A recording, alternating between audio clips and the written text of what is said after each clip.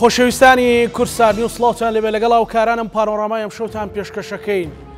دوای ئەوەی کە سەرۆکی هەرێمی کوردستان بە ئامانجی لەگەڵ کۆمیسیۆنی باڵای هەڵبژاردنەکانی عێراق ڕۆژی 10 حوزەیرانی دیاری کرد بۆ هەڵبژاردننی پەرلەمانی کوردستان، بەڵام پارتی دموکراتی کوردستان نەچوە ناو ڕێکارە یاساکانی پرۆسەکە و لە ئێستاشدا لە ڕێگەی سەرۆکی هەرێمەوە لە هەوڵیەوەدایە کە هەڵبژاردننی پەرلەمانی کوردستان دوا بخات. بەڵام سەرچاوەیەک لە یەکێتی ڕایگەیاند تا ئەم ساتانە کە لە ناو کۆبوونەوەکە بۆ سەرۆک بافڵ و وەفدی یەکێتی نیشتیمانی کوردستان باسییان لەوە کردووەکە بە هیچ شێوەیەک یەکێتی لەگەڵ دواخستنی هەڵبژاردن نیە و دەبێت هەڵبژاردن لە کات وادەی خۆیدا بکرێت. ئەگەر نەکرێت ئەوارێمی کوردستان ڕوبەڕووی قەیرانی قوڵی یاسایی دەبێتەوە. نهێنیەکانی ئەم شەوی کۆبوونەوەی ئیتاری تەنسیقی و دوو سەرکردە کوردەکە چی دەبێت؟ و دوزار دەرەنجامەکانی هەرێمی کوردستان باکردنی هەڵبژاردن و بە نەکردنی بەرەو شوێن گاوانێت لەگەڵ بەڕێز بۆرهان ڕەشید پارێزەری ڕاژکار گفتوگۆکەین. خێر سوپاس بۆ دەرفەتە فترێکی زۆر لە ئێمە دەرنەکەوتی وانێ ئەمە لەوە دەست پێ بکەم ئەم ینی هەمیشە بۆ پرسیاری یەکەم پرسیارێکی مەتاتی بێ هەڵسەنگاندنی تۆ بۆ دۆخەکە چیان ئێستا ئێمە لە دۆخەکانی هەڵبژاردن نەکرێ هەڵبژاردن ناکرێ بڕیارەکانی دادگای فیدرالی لە شەو ڕۆژێکە دادگای فیدرالی ئەبێ بە شەریف لە شەو ڕۆژێکە ئەبێ بە دادگای سەورە یعنی ئەمانە ئەم بێستراتیجیە چی ئێستا لە هەرێمی کوردستان وەڵاهی ئەوەی ڕاستیوی هەڵبژاردن نەکرێ یان ناکرێ پارتی یاری لەسەر زروفەکەکە هەموو پارتی نایەوێت شتێ هەبێ ئەگەر شتێ هەبێ یابێ خۆی گەورەی بێ یابێ شتە نەبێ ئەمە هەر سیاسەتیان وا بووە. من بیرمێ لە شەڕی 1945 بۆ ئەوەی تەوازنی هێز بگۆڕێ لە دژی یەشێتی لە شەڕی ناوخۆیە تۆپخانەی ئێرانی هێنا پێنجوێن و قەڵات زەو هەڵبجە و تەوێڵە و بیاری داگیر کرد. لە 96 لەشکری داگیرکەری عەرەبی بەعسی هێنا لە 97 هەمومان بیرمانە هەر قۆڵێکی جەبهەکانی کەپی حەمەداغا و کڵاو قاسم هەژدە دەبابە و تەیارەشی لەسەر بوو محوەری شەقلاوە لەسەری بوو هەموو محوەرەکان هەژدە جێشی تووشی دەبابەی بۆ هێنابوو. پارتیەڵێ یا نابێ هیچ دەسەڵاتی هەبێ یا ئەبێ من خۆم گەورەی بم ئیتر بە شەڕ ئەڵێ ئەبێ خۆم گەورەی بم بە هەڵبژاردنەڵی ئەبێ مەجالم بێ ئەو شێوازەی هەڵبژاردن کە خۆم هەڵێ بژێرم و خۆم یەکەمە بمتیایە ئەوە جێبەجێ بکرێت. ئەوە کورت و پوختی سیاسەتی پارتیە. هەر سەیری نیزاعی بینی عایلەی خۆیان کە وەختێ ئاوارە بوون لە ئێران برایەک نەچۆتە کۆبوونەوەی پارتیەوە لە نەغەدە و لە کەرەج و ئەمانە تا لەبەرەوەی براکەی تری سەرۆشی پارتی بووە کە ئەو برای تری مرد ئەنج ئەم پێخسۆدە بارەگاکانەوە. تەبیعەتی بیرکردنەوەی ماڵی بەرزانی وایە بە سەرڕاحەت. کوردایەتی لەم نێوەندەدا چوو کوردستان و خوێنی شەهیدان و موسسات بەداخەوە ئەوەی حورمەتمێ بۆ جەناب و بۆ گوێگرەکانیش ئەوەی پێشتر بووە من ناوی نانێم کوردایەتی ئەسڵن کوردایەتیان و مەسەلەی نیشتیمانی و نەتەوەیان لەبەر چاوی خەڵک بر ئەوە جۆرێکە لە چەتەگەریەتی من خۆم وەکو پاشا بژیم خۆم هایلایف بژیم مناڵی خەڵک مەکتەبی نەبێ بخوێنێ خەڵک پارەی عیلاجی پێ نەبێکە خۆم چەنەها حاڵەتی وام دینی و ڕۆژانە چەنەها حاڵەت ڕومانتیەکە ئەوە چی جۆرە کوردایەتیە کە تۆبی بە ملیاردێر منیش ببم بە بەنگلادیشی و ئەسیوپی لەبەر ئەوەی ڕوویاوە ناوی کوردایەتی نییە و دەمامشێ بۆ هەڵخەڵەتاننی خەڵک بەڵام ئێستا خەڵک تێگەیشتووە وەکو ئینسان بژی حڕێتی هەبێ معاشی هەبێ ژیانی هەبێ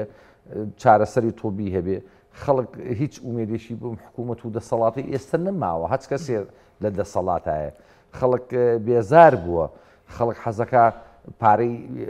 عیلاجی پێبێ پارەی ژیانی ڕۆژانی خۆی و ماڵ و مناڵەکەی پێبێ ئەو خەڵکە لەوە زیاتر تەحەمولی چیت کاسی و 4 ساڵ تۆ لە جیاتی بەنزین و گاز مادەی نافتات داوەتێ نێوەی خەڵک تووشی سەرەتان بووە لە خەستەخانەی هیوایە دەرمانە احتیکارێک کردووە هەر دەسەڵاتی سیاسی لە هەرێمە چەند بەرزپرسێ شەریکن ئەیهێنێ دەرمانی ئەکسپایر و ئەنواع هەمومان دەرزی ئاباسینمان بیرە دەرمانی کوواڵەتی خراپ و مەنعکردنی هێنانی لەلایەن خەڵکیترەوە بە جۆرێکە احتیکار کراوە و گەیشت تەنها مەعاشەکە مابوو مەعاشەکەشیان نێژ خەڵک تەحەمولی نەماوە بەنسبەت پرسیارەکە شتۆ دەربارەی هەڵبژاردن مەسەلە هەڵبژارد نەکرێت لە هەرێمی هەڵبژاردن ئەگەر نەکرێت چی ڕوئەدا کاگوورە مەسەلەن پەرلەمان هەیە پەرلەمان شەریعەتە داتە سەرۆکاتی هەرێم سەرۆکاتی حکوومەت ئەنجومەنی وەزیر لە هەموو حاڵەتەکانە ئەگەر پەرلەمان هەڵوەشاوەتەوە نەماوە بە پێی بڕیاری دادگای اتحادی عولیای عێراق دادگای دەستوری و ئەگەر شکاتی شکرێ حکوومەتی هەرێمیش هەڵوەشێتەوە و نەمێنێ بەڵام سەرۆکایەتی هەرێم هەڵناوەشێتەوە بە پێی یاسای ڕقەمێکی 2005 و نەقلی دەسەڵاتەکانی نەک لە سایاسە هەمووی کۆمەڵێکی زۆر دەسەڵاتە زەڕوریەکانی سەرۆکایەتی پەرلەمان و سەرۆکایەتی حکوومەت نەقلی سەرۆشی هەرێمی کوردستان نەبێ بە پێی یاسا ئاوای لێ دێ بەڵێ وای بەرەو ئیتیزاها شنگاوانێ ئێستا کە پارتی داوای دواخستنەکەوی چێتی دژێتی پێ دوایە خەتی ناوەڕاست هەبێت ئاخر پارتیە زانێت تێگەشتێ برای بەڕێزم پێنج ڕوویاوە لەو پێنج نقطە ڕوویاوە لەو داوایی لەو قەراری محکەمەی دەستوری عێراقا سجلی ناخبینی عێراقی ئیشی پێکرێ تۆ ناکرێت تۆ چیت من فەرقەکەم لەلایە 252,000 کەس زیا بۆ دهۆک نووسیوە 250 قسوور هزار زیا بۆ هەولێر نووسیوە سلێمانی و 68,000 کەم نووسیوە تۆ هەر لەمە نزیکی 570,000 بۆ 600,000 سەوت هێناوە یعنی تۆ لەو لاوە یانزەی کەمایەتیەکان نەبێ لەم لاشەوە بە کەمکردنەوەی من 4-5 کورسیمە بێ لەو لاشەوە بەو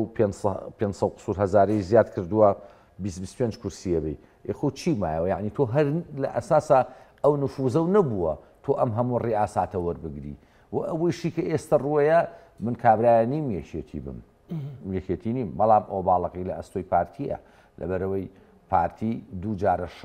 شەڕ بە یەکێتیە فرۆشێ لەسەر ڕێی ژمهور شەڕ ئەفرۆشێ کە ئایەوێ هەموو سەرۆشی هەرێم و ڕێز و زەرا و ئەمانە هەمووی خۆی بێ بەوانە وازی نێنا و دەستی بەسەر دەسەڵاتی قەزای هەرێما گرتووە دەستی بەسەری دیعای عاما گرتووە بەسەر پەروەردا گرتوێتی بەسەر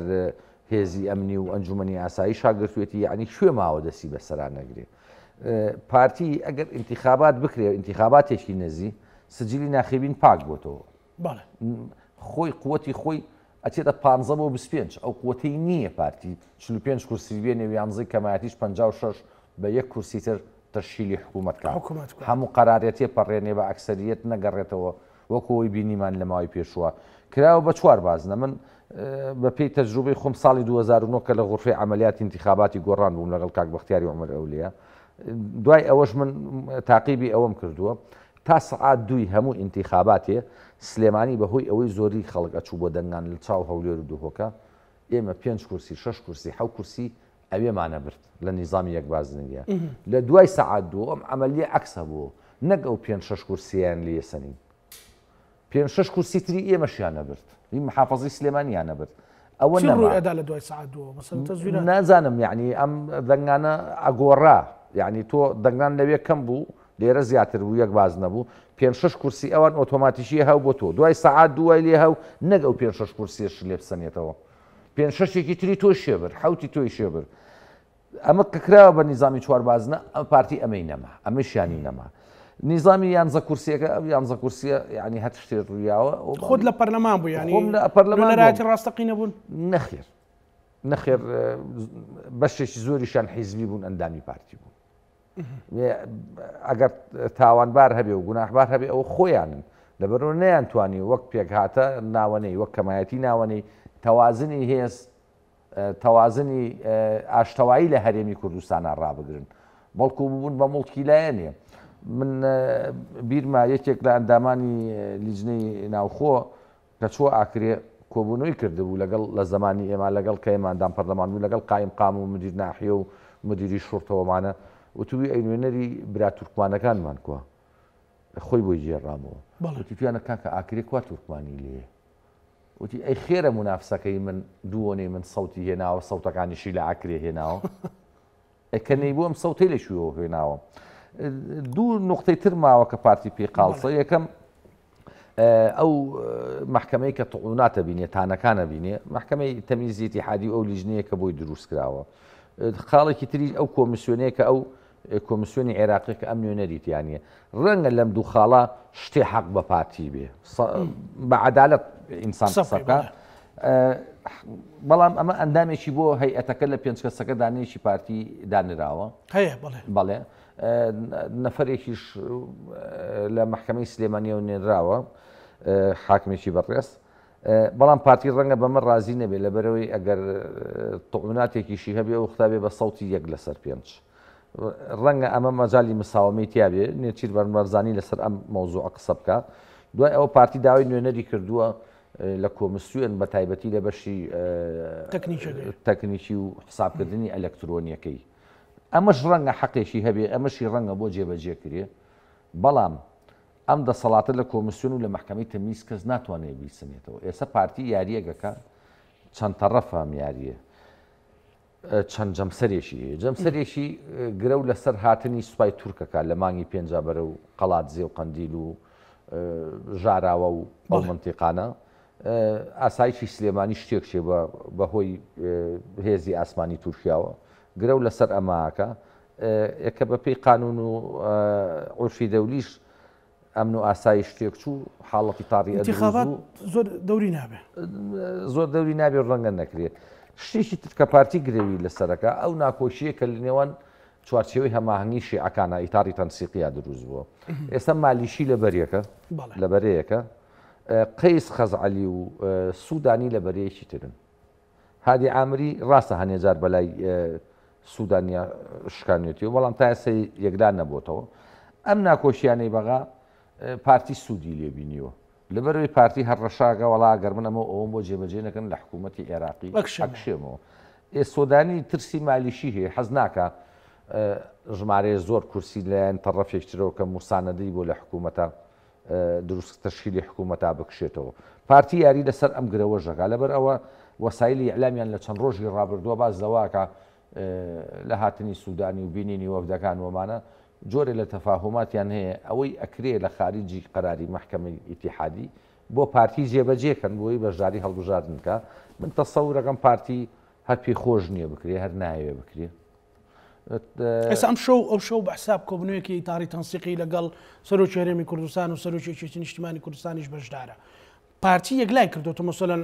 هەندێک لە کەسە نزیکەکانیان مێدیاکانیان نووسن کە ئینتیخابات بۆ ئۆکتۆبەر دواخرە ئەم قەرارە ئەوە ئاسانە کاگاری ئەرسین وای وتووە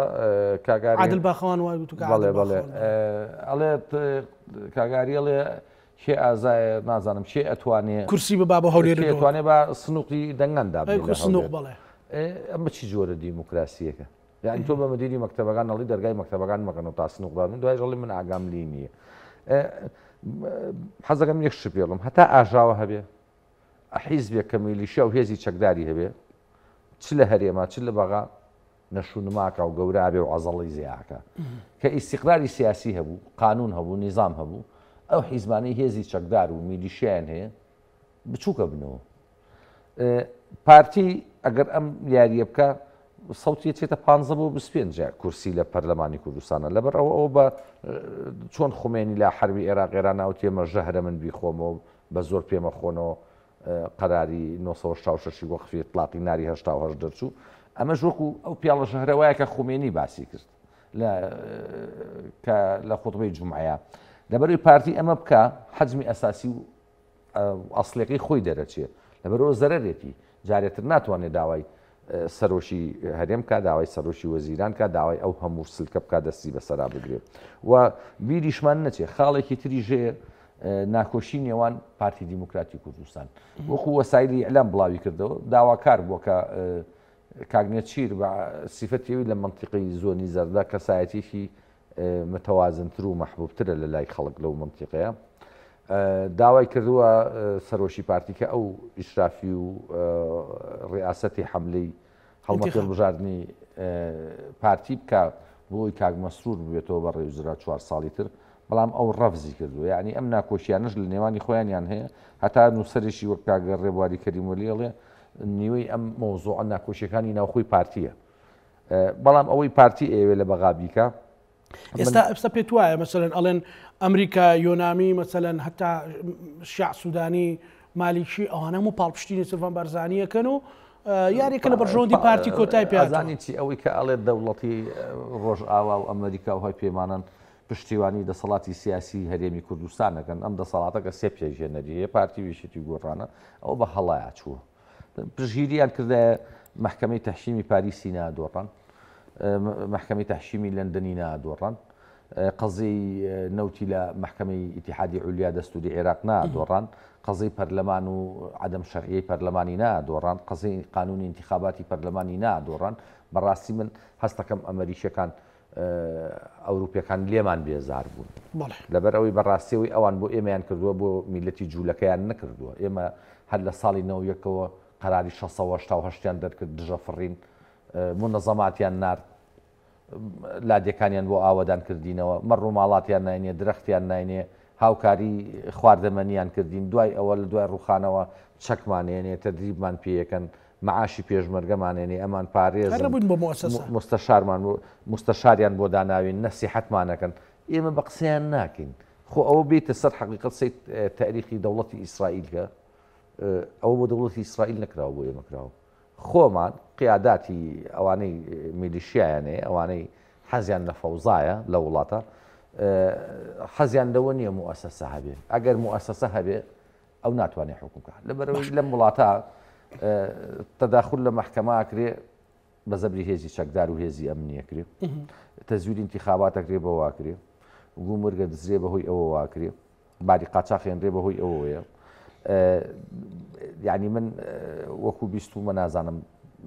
تا چەند ڕاستە ئەڵێن تا ئێستا شێڵگەی نەوتی شێخان مۆزەفی حکومیتیانی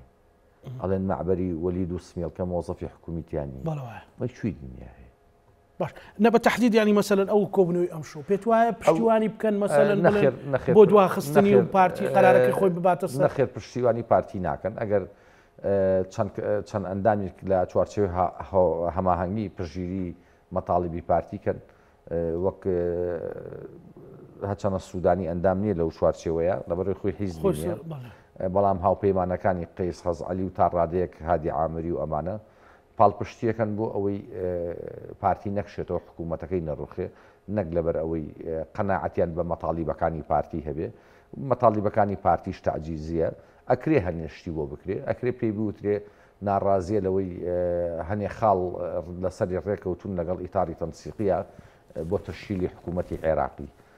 هیچی جێبەجێ نەکراوە ئەکرێ وعدی پێبن چەند خاڵێکی بۆ جێبەجێکەن ئەکرێ وعدی پێبن نوێنەری لە بەشی ئەلکترۆنی و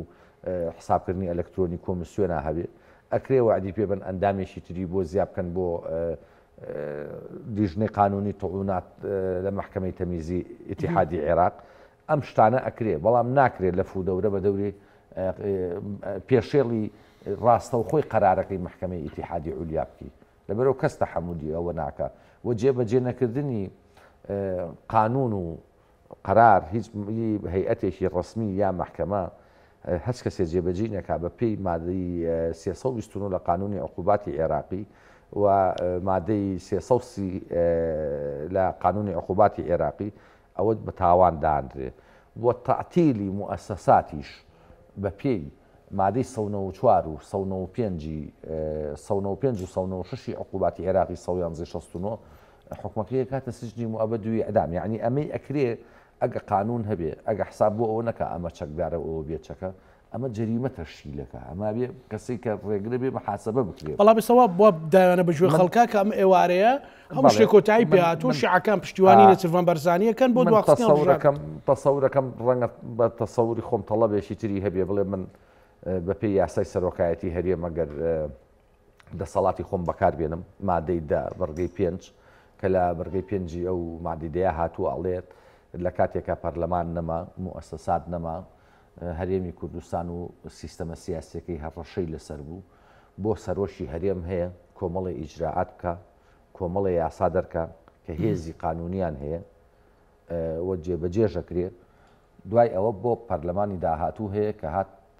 مصادقیکە یا ڕەفزیکە ئەو داوا لە ئیتاری تەنسیقیکە بڵێ من ئەبە و مادەیە بە شێوەیەکی فراوان نەک بە معنا تەسکەکەی دەسەڵاتی خۆم بەکارهێنم با کەس معارض نەبێتەوە بۆ نمونە بڕیار دەرکا هەڵبژاردن دوا بخا بۆ نمونە بڕیار دەرکا کۆمسیۆن کارا کاتەوە بۆ نمونە بڕیار دەرکا کۆمسیۆن لە چەند قازیەک دروست بێ لە برێوی نوێنەری لایەنە سیاسیەکان بێ هەنێ هەنگاو بنێ کە تەخفیفی ئەو بارە بکە کە لەسەر پارتی دیموکراتی کوردستان بۆیە جێبەجێ بێ نازانمەوە کەوتوتە سەر خۆیان بەڵام ناکۆشیەکانی نێوان خۆشیان ناو پارتی و ماڵی بەرزانی تەسیری لەسەر ئەوە هەیە نێچیروان بارزانی سەرۆشی هەرێم دەسەڵاتی خۆی بەکارەهێنێ بەپێی بەرگەی 5 لە مادەی دەی یاسای سەرۆکایەتی هەرێمیاندا. بەڵام بۆ خاڵە دوورە کە پارتی بەشداری هەڵبژاردن بکات. بەشداری هەڵبژاردن نەکات تاکەی نایکا. بە ئەدی وەکەی تری وەرگین ئەگەر بەشداری هەڵبژاردن نەکات قسەیەکەیەکە خراپ بەسەر یەکێتی ئاشێتەوە یەکێتی ئێستا کە لە ساحەکەیە و بەرامبەرەوان وەستاوە. من قەناعەتم وایە خراپ بەسەر خۆی ئاشێتەوە بەسەر یەکێتیە و بەسەر هیچ لایەنێکی سیاسیتران ناشێتەوە. ئەو پارتی هەنێ قسەی هەیە لەسەر ئەوەی وەکوتم لیژنەی قەزایەکەی مەحکەمەی تەمیزی ئیتیحادی و دەنگانی ئەلەکترۆنیەکە ئەنی من ئەڵێ قسەیەکیش بۆ دسکەی پارتیەڵێ من ترسم لە یەکێتی هەیە لە بەرەوەی هاوپەیمانی ئێرانە. قسەی ڕاستە پێت وابێ و کۆمسیۆنە مەسەلەن دیزاین کرابێ و دیزاینە زۆر بەکارهێنن. من نازدە دیزاینی لە سایاسە ئەوە مستەحیلە لە بەرەوەی ئەم دەنگدانەی ئەم جارە لە هەموو مەحەڵەیەکە فەرزەکە هەم یەدەویە هەم ئەلەکترۆنی ینی بەدەستیش حسابەکرێ بە ئەلەکترۆنی نوێنەری هەر لایەنێکی سیاسی وەرەقەیەکی شوێنێ بەڵام ترس لە سن و گۆڕین هەیە لە کاتی نەقڵ و لە کاتی هێشتنەوەی لە مەخزەنا پارتی هەنێجار قساکە ئەڵێت کورد لە حەویجە نیەشێتی چۆن یەکەم بووە لە هەڵبژاردننی پەرلەمانی عێراقە ئەمە وەجهێکی حەقیقیایە ئەم قسەی سەراحەت ئەگەر دڵنیایی بیرێتە پارتی بەڕای من لە ئازای بۆ زیاکرێت لە لیژنەی تاعنەکەی مەحکەمەی تەمیز وە لە بەشی ئەلەکترۆنی کۆمسیۆنیش و مشارەکەیکی فعالی هەبێ ئەوە بیانووی نامێنێ من پێشم خۆشە ئەوەی بۆ بکرێ لەبەرەوەی بیانووی نامێنێ وەختە بەشداری هەڵبژاردن نەکات ئەگەر تۆ بەس لە ڕووی قانونیەوە تەریقەیەکێ کاندیدەکانی ڕاد تەسلیم کا بۆ دەی شەشوانە ئەو وەختە ئەو بەدەست کۆمسیۆنە ئەوە پەیوەندی بە قەراری مەحکەمەی ئیتیحادیەوە نییە بڵێ سەرپێچی کردو کۆمسیۆن ئەتوانێ بڵێ بەهۆیەوەی زروفێکی تاڕی دروست بووە حاڵەتێکی ئاسایی دروست بووە بۆیە بڕیارمان بۆ لە هەموو لیستەکان هەیە پێداچوونەوە بە مڕەشەحەکانیان ناکەن مدەی 48 ساعات بەڵێ 48 ساعاتێ ئەمەنەیەاتێ و ئەگەر من پێم باشە نوێنەر بۆ حاکمەکانی ئەمەی لیژنەی تاعن بۆ پارتی زیاکەن پێشم باشە نوێنەری لە بەشی ئەلەکترۆنی و کۆمسیۆنا هەبێ نوێنەرێکی فعالی ژۆ بە قووەتیش بێ من پێم باشە مڕاقبەی دەولیژە بێ لەبەروی ئەگەر ئەم ئەمتیازە بیرێ هەم وەجی حەقیتیایە هەم بیانووی پارتی نامێنێ ناتوانێت لەبەردەمی مجتەمەعی دەولیا بڵێ وەڵام من قەناعەتم بە من ئێمە دیزاین کراوی ئێرانی ئەگەرم دوانەی بۆ کرا ئەو وەختە ئەوەی کۆڵی پارتی کوشتووە یانزە کورسێکە و چواربازنێکە و سجلی بەغایە لە سجلی بەغایەوە گوتم 600,000 کەسی لە دەزاوە 570 بۆ 600,000 لە چواربازنەیە 5-6 کورسی لە دەزاوە لە یانزە کورسی پێگاتەکانە یانزە کورسی لە دەزاوە بۆیە من پێم باشە من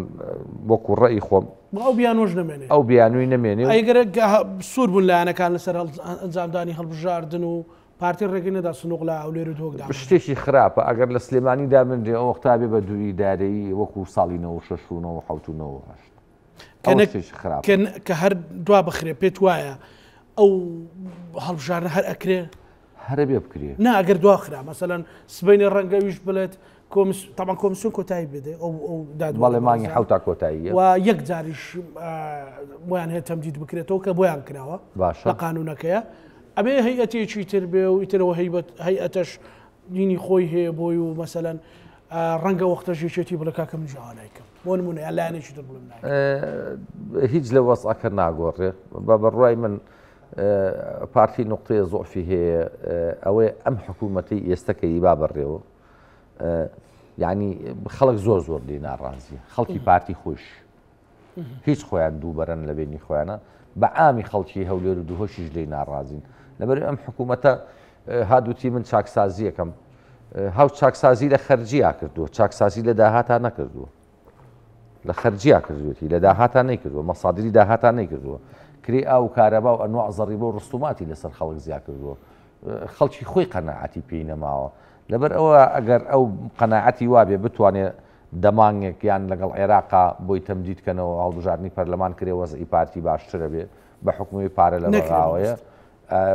وای لە قەناعەتی وابێ نەکرێ باشتر تاوەکو مەعاژەیری و خەڵک دۆخی نەفسی ئاساییە بێتەوە و ئەو ڕقەی لەسەر پارتی نامێنێ بە بڕوای من ئەوەش سوودی نییە لەبەر خەڵگەزانانی و پارەی نێرێ دەسەڵاتی سیاسی نایە لە هەرێمی کوردستانەوە بەغایە ئەیە هەمووشمان نەزانین لە هەرێمی کوردستانە داهات هەیە بەشی موچە هەیە ئەوە دەسەڵاتی سیاسیە نایا بە خەڵک ئەوە دەسەڵاتی سیاسیە داهاتەکانی بەش کردو لە بینی خۆیان ئیمانی بە ڕقابەی مالی و بە هەیئەی نەزاهنیە ئەوە دەسەڵاتی سیاسی کوردیە لە ماوەی 33 ساڵ و 34 ساڵی ڕابردووە وەزیری مدیر عامێکی محکەمە نەکردو محاسبە بکە بە نوێژی نیۆڕۆ داهات دیار نیە لەسەر تەلەڤیزۆنێکتر ئیتیهامەکەن بە دیارنەمانی داهات باشە کەواتە ینی بۆ هەردوو دیوەکە دۆخەکە خراپە بێ بەسەلەی محکەمەی فدراڵی مشتومڕی زۆر لەسەرا بەسەلەن لە ماوەی ڕابردوو برادرانی پارتی حکومت پێیانەوت محکەمەی سەورە ئەوی سەردەمی باز دوێ ئەمڕۆ کاکڕێباز ئەڵێ پارەکە بە بڕیاری محکەمەی فدراڵی هاتوو بۆ هەرێمی کوردستان باشە ئەم هەموو دژێکیە چییە کاکبوو من حەزەکەم یەکشە بێ بڵێ من ئەو حاکم جاسم عەبوودە مستحقیەوەیە لە هەولێر و سلێمانی پەیکەری بۆ دروست کرێ بەو شێوەیە من و قەناعەتی لەبەرەوەی زوڵمێکی انتیخابی نەهێش کە پارتی لە 92 ممارەسەیەکە زوڵمێکی نەهێش کە بە یەکێتی بە تاقی تەنیا پێی ناکرێت یەکێتی کێشە ناوخۆی ئێستشی تیان نەبووایە پێی ناکرا بە چی لایەنی سیاسی کۆ بوونایەتەوە ئەویان پێ ناکرا کە جاسم عەبوود کردوێتی مۆزوعی موشە ئەوەی جاسم عەبوود کردوێتی باوک بۆ کوڕەکەیەکە ئەگە باوک بۆ کوڕی خۆیکە بەڕاستی پێ دەڵێم بۆ پێڵێن محکەمە سەورە جا لەبەر ئەوەی باشە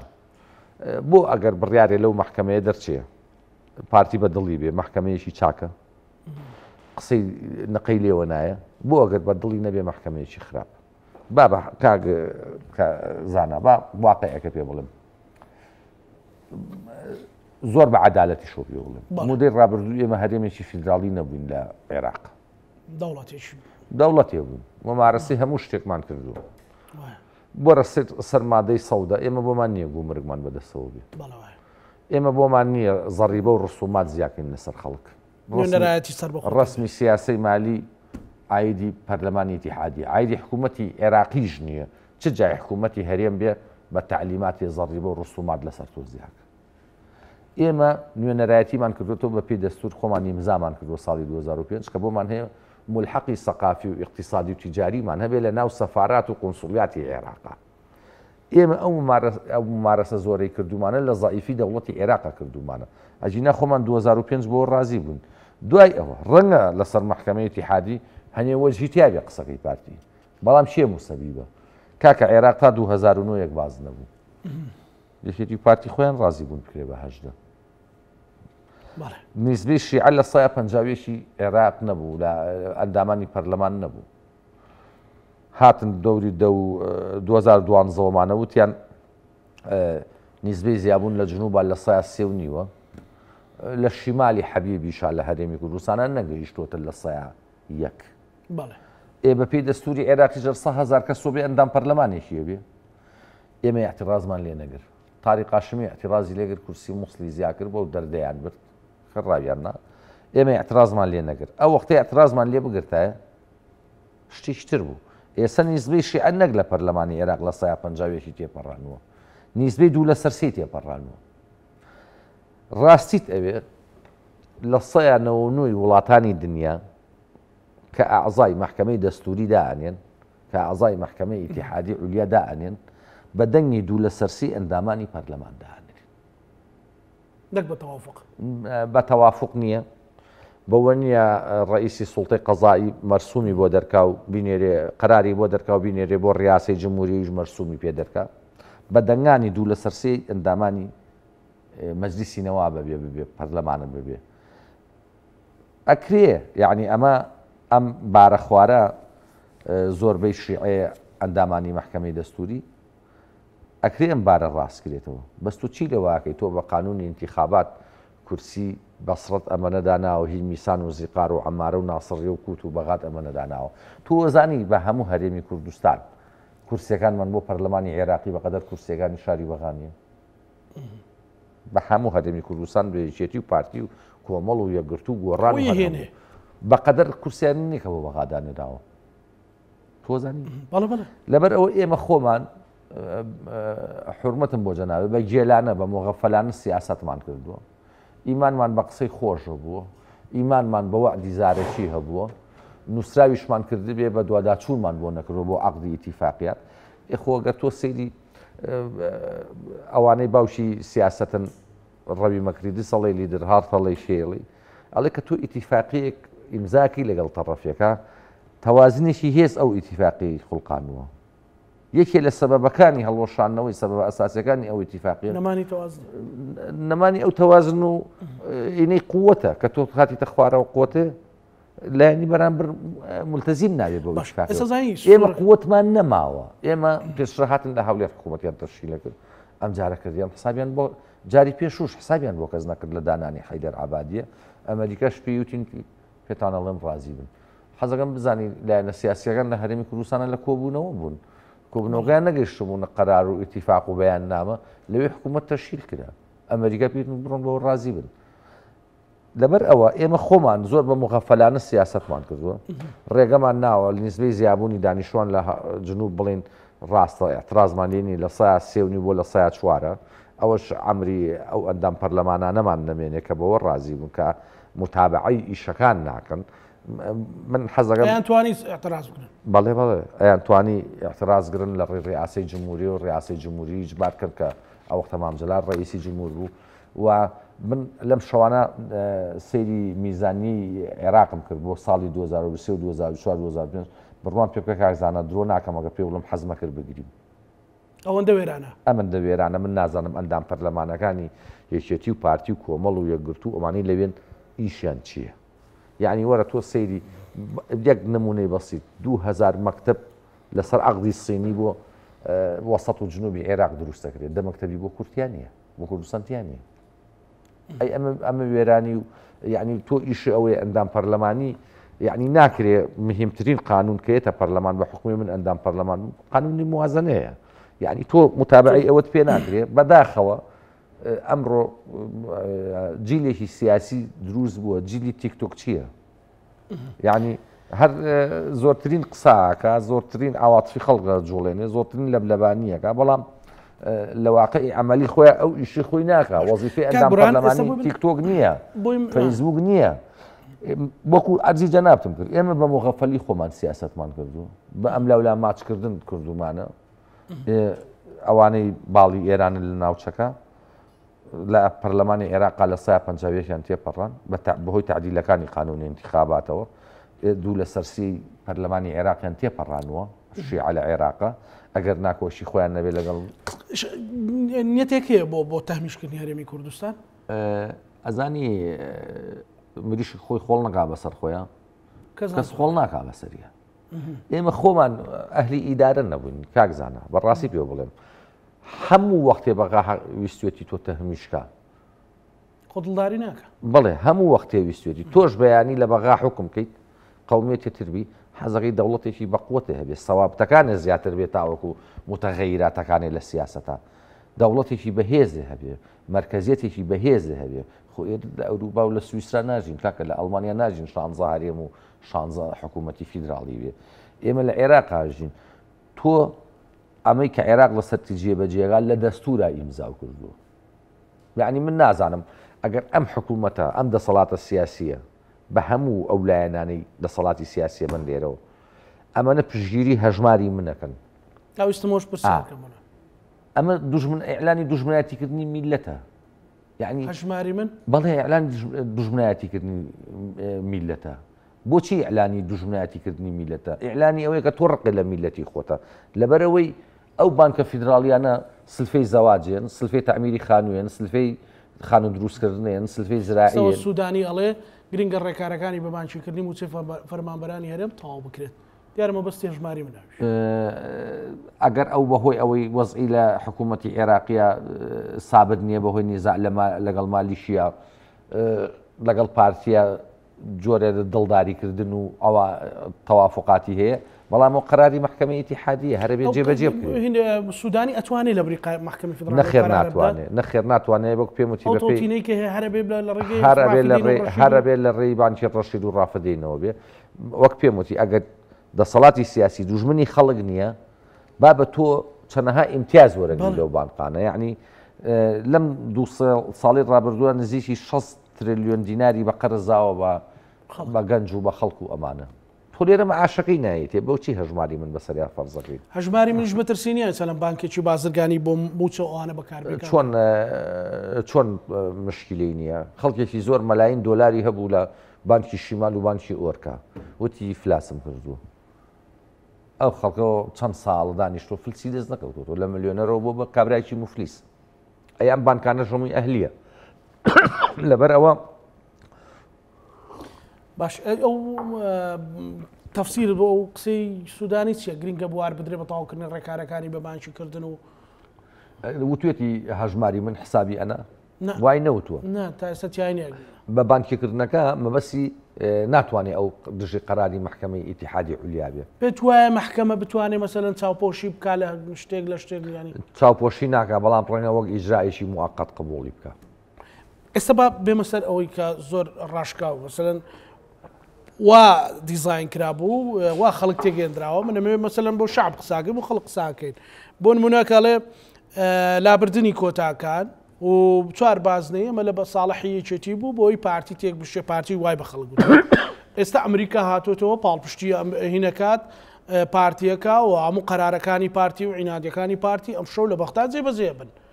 بە هەژماری منەوە بە دواخستنی انتخاباتەوە بەوە ئەمە بە خەڵکە لە ئێستا ئەمە ڕاستی ئەمریکا پشتیوانی پارتی ناکە دوای ئەوە ئەمە ئەم شتانی کراوە بۆ لێیان لە پارتی نییە ئەوە حەقێکە هی لایەنە سیاسیەکانی ترە پارتی لە ساڵانی زۆر چەندەها ساڵە و دەیەها ساڵە زەوتی کردووە انتخاباتەکانی پێشوو نەزیه نەبووە پارتی معارزە لەسەر کورسی پێکاتەکان جەنابی ئەتوانێت مەسوولی لیستەکانی بکات بە پێکاتەکان بۆ هەڵبژاردن کێ ڕێگری لێەکە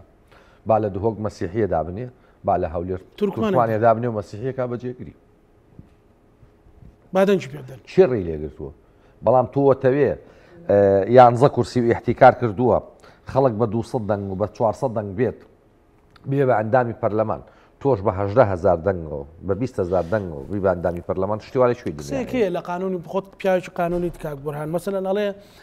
محکەمەی فیدراڵی نەیوتووە با پێکاتی هەرتیانە بێت توێتی 100 کورسی هەبێ بەڵام بە پێی دەستور بڕگەیەکی تایە ئەتوانیت لەو ئەوانی محکەمەی فیدراڵی ئەتوانی ئەو بڕگەی ڕابکێشی کە 5 کورسی لەو 100 کورسی 5 کورسی پێوار یانزە کورسی پێگاتەکانی ئیلغا کردوێتەوە لە عێراقی شام سەیریکە خۆشیان بەپێی دەستوری عێراق بەو شێوەیان ممارەسە کردووە ئەمە نییە پارتیەڵێ پارتی ئەوەیە شینی ئەوواکە و سوڵتە و دەسەڵاتی نامێنێ ئەژینە هەموو عراق 5 کورسی وابزانم ئەمان هەر پێکهاتەکان خۆیان وەک پێم وتی بۆ ئەو دروستکراوە بۆ زیادکردنی دەنگەکانی پارتیە لە پەرلەمانی کوردستانە یەکەس بەوە ڕازی نییە چواربازنە من نازانم یعنی من نوێنەری خۆم لە محافظی خۆمە هەڵبژێرم بینێمە پەرلەمان ئەمە چی بۆچی پارتی لەمە بێزارە سجلی ناخبین تۆ بۆ بە سجلی ناخبینی عێراق قبوڵە بۆ هەڵبژاردنەکانی پەرلەمانی عێراق نوێنەرە پێنادۆتە بەغا دوو جار بەو کۆمیسیۆنی ئێستا بۆ ئێستا پێی ناڕازی یعنی تۆ 600,000 دەنگ تۆ انتخابات پێشەوە دەست پێ بکات تۆ یەک لایت کردوێتەوە شەڕە بۆ ئەوە بەڵێ ناکرێت شتیوا ناکرێت ئەکرێت خەڵک حێزە سیاسەکان چاوەڕوانی ئەو بن تا پارتی ڕازی بێ و بەدڵێ بێ و دیزایانی ئەو ئێوێ بۆی جێبەجێ ئەوەیە تازە ناکرێت لەبەر قەراری محکەمەی ئیتیحادی عولیا بەپێی مادەی 94 و 95 لدستور عراقي القرارات المحكمة الاتحادية العليا بات وملزمة للسلطات كافة أما النص ما دقيقة كم متمخنه أمريكا تواني زخت للانا سياسية كام بكا وتشاصور كرنوا بكا أمريكا بتنشتي بالريار كان بحكي فدرالية أمريكا شتيوا رونايا أمريكا كان شتيوا ناكن أمريكا كان شتيوا بكان رنقا بلين قيتشك تأجيلي كان لقال العراق لقال هالجارني عراق بكري صالداتو أكري بلين قيتشك إما مراقبة دولي مراقبة أمريكية أنيرينا كوميسيون قيتشك با بارتي وجوده في زياتر وبقوة لا كوميسيون هبي لما زياتر ناكرك الشج ما نجي تريش به صالة تريش به دوي تريش به يعني لمحكمة تمييز لجنة طعنا كان لمحكمة تمييز اتحادي بانيو نري بو بارتي زياكري أما ناكري اترنات كري سجلي بغاو چوار بازني وكم يعني زكورسي كوتا بازي بسرعبي ئەمە قەراری محکەمەی لە سەریراوە ناکرێ مخالەفەیەکی و محکەمەی تەمیزی عێراقی و کۆمیسیۆنی عێراقیشی شرافیەکە ئەمەش ناکرێ بازی لەسەرەوەی ئەمە یەکرێ بۆ پارتی وجودێتی لە کۆمیسیۆنە و زیاکردنی عزاکانێتی لە لیژنەی تاقنەکەی محکەمەی ئێستا کۆبوونەوەی ئیتاری تەنسیقیە کە سەرۆکیەکێتی بەشدارە ڕێگە ڕاستەکە بۆ یەکێتی چییە زۆر کەس ڕێگە ڕاستەکە بۆ هاتۆتەوە کەس کوڕی خۆی ناکاوە قوربانی کچی کەس ڕێگە ڕاستەکە ئەوەیە قەراری محکەمەی و هەمووان ملتەزیمین هەر ئەوەنەیە ئەگەر لایەنێکی قسەی لەسەر ئەوەیە لایەن یەکتر هاوپەیمانی ئێرانە و ئێران دیزاینێکە قیچێکە بە عێراق ڕازی بێ و ئەویش ڕازی بێ با وجود لە کۆمیسیۆن و لە لیژنەی تاقنی محکەمەی تەمیزە زیاد بکرێ و مراقبەی دەولی و مراقبەی لایەنەکان تەفعیل کرێ زیاتر پێت وایە جارێکی تر بە هیچ هۆکارێک پارتی دەسەڵاتی هەموو جونگەکانی بکەوێتەوە دەست بەشەڕ ئەگەر شەڕی ناوخۆ ڕووبا ئەگەر شەڕی ناوخۆ لە بەغار ڕووبایان جێشی وڵاتێکی ئەجنەبی بێت ئەو لە ئاژاوە گەورە بێ ئەگەر حاڵەتێکی نائاسایی بڕوە پارتی پێ عەزەڵی پێگەرم گەورە بێتەوە لەبەرەوەی پارتی ئەوەی ئەلیۆم لایەش بە هولباری هەیە بە هیچ شێوەیە ناگەڕێتەوە قووەتی پێشووی 45 کورسی خۆی هەبێ و یانزەیش هەبێ ئەبێ مەمنون بێ 25 کورسی هەبێ